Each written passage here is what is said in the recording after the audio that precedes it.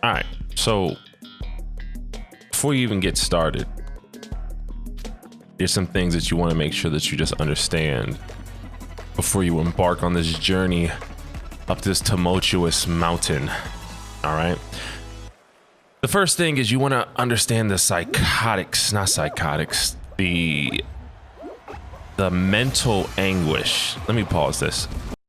So the mental anguish that goes in to this specific stage. So for starters, you got the slime, you got the words up in the top left corner that say race to the finish. There's all these things that make you feel as if you need to indeed race to the finish, but it's all a mental game. That makes you feel as if you need to rush. And that's the last thing you need to do. All right. So first of all, this part here, don't fall in love with this damn triangle jump up nonsense. You get no added benefit to finishing this first. There's no, I mean, granted, if you're in the front of the pack, that's the least people you got to worry about getting in your way. But outside of that, the headache that it takes to be in this position, I only really reserve that for people who don't care to win, or people who have perfected it to the point where, you know, they know what's going on. For most people, nah, don't even bother. Don't even bother. So you can see, you know, I'm rounding the corner here, just taking my time. Like that's going to be the motif when it comes to slime climb that a lot of people don't kind of focus on. You just want to take your time. You know, this is the log one, so I'm just jumping. Ooh, I noticed the log doesn't come over here, so let me go over there. You know, this whole time I'm maintaining some sort of distance from people. Let's pause it here. So now, the first jump is pretty simple. We shouldn't even have to talk about it. We didn't talk about it. Now, let's talk about this one, okay? Not the first jump, I mean the first like little turn thing with the logs, or sometimes the balls. So this part here, right? You immediately... Wait, hold on. Let me rewind this. All right, so at this point, just take your time. Take your time. Do one at a time if you need to. Try to keep yourself distanced, obviously, from this edge. You don't want to get pushed into the slime. All right, let's fast forward back to where we were. Okay, so now this part can get tricky because you can miss, which happens often, and knowing that the slime is coming, it gets you into this frantic state where you don't make educated decisions when it comes to jumping.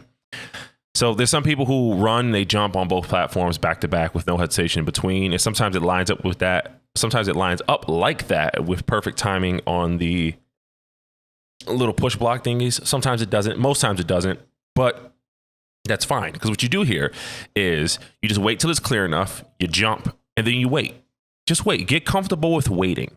You know, that's something that like driving, right? I tell a lot of people who are learning to drive for the first time, you know, the biggest thing you're going to do when driving a car is sitting in it, not doing anything at all. And that's what you want to kind of get comfortable doing in this. It's a race in a sense of there's a starting line and a finish line, but that's about it. That's about it. As soon as you realize, when I first realized that, oh, there's no timer or elimination ratio when it comes to slime climb, that's when I reached Ultra Instinct Goku and was like, yeah, I got this. This is super easy. So I wait here and I time it so that when I jump, you know, that block is going back while the one I'm jumping from is coming towards me. Simple, right? Just keep it moving. Now this part here, give yourself as much real estate as possible. So when you start, you should always start on the rightmost side of the first little moving, I don't know what it is, not escalator, whatever, that thingy. Just stay to the right of it. That way, if you do get bumped by the little thingies, at least you have enough room to kind of work and kind of get around it versus being already on the edge. In this part here, now, listen, the jumping in Fall Guys is wonky. We know. For some reason, you jump and it's like your ankles don't work, your legs buckle. It's weird, right? So you want to eliminate jumping as much as possible. So in this situation, you don't have to jump at all. Limit this to only one jump. So that way, you only need to jump once. Perfect. Versus having to jump perfect twice. So here we go. The jump, it happens, you know, super simple. Don't rush it. If there are people who are jumping in between you or something, just let them go. Just let them go. Just let them go. Let them go. Here, try to stay in the middle. Remember, when you go around these little turnstile thingies, you always want them to push you towards the direction you want to go. If they're pushing you towards something you don't want to be near, such as the edge, then that's something you want to stay away from. And just navigate, and we're good, right? And here's the last block part, right? This is where I will also stress for you to wait. Take your time, one at a time. Move, stop, move, stop, move, stop. Let him go. Cool, fine, whatever. Move, all right? In here, now, the opposite of the last one, instead of going all the way to the rightmost side, you just want to stay in the middle. That way you get some, you know, some leisure room. Shout out to Leisure Room Larry. And yeah, you can finagle. And you have to do the spins. If you don't do the spins, then you're not doing it right. Now, but the spinning is a really good way to kind of completely stop yourself from moving forward.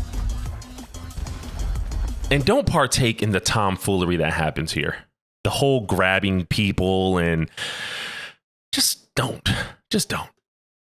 Just don't. And here we go. Right?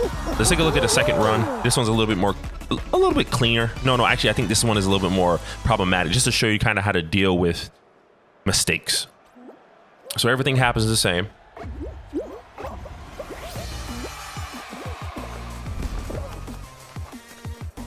Yeah, you want to jump on the blocks? Go ahead.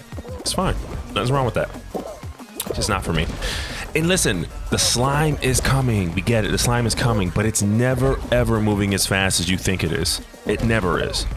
It never is. Here we got the balls. You know, just stay to the right. Stay to the right. The balls hit you, it's not the end of the world. But if you're going to get hit, you would rather be hit while you're in between a wall than in between a fall. Do you just jump? You just chill. Okay, cool. There you go. I actually think that first jump is the hardest one because the ramifications for getting that far behind, it's kind of scary sometimes. So you're moving, just moving. We cooling. Ooh, okay. Once again, another situation. I don't gotta jump. Just line it up. Just line it up. I even think you can walk to the second little spinny, little whatever, but I don't try it. So here we go. We're chilling. You know, look at that guy. He's wilding out. That's fine. Let him wild out, Frankenstein monster. All right, so now we're here, right? See, he pushes you a little bit, but it's fine. Whatever. Okay. Take your time. The slime is there, but just take your time. Take your time. Just relax, Papa. Just relax. Oh, I fell, but it's cool. It's cool. I guarantee you, if you mimic these movements, your winning percentage on Slime Climb will be in the 80s. It will be in the 80s. And that's all you can really ask for in this game. AOAT when they mention me, probably not now, but eventually, cause I got style and a recipe that'll make it say unlike master.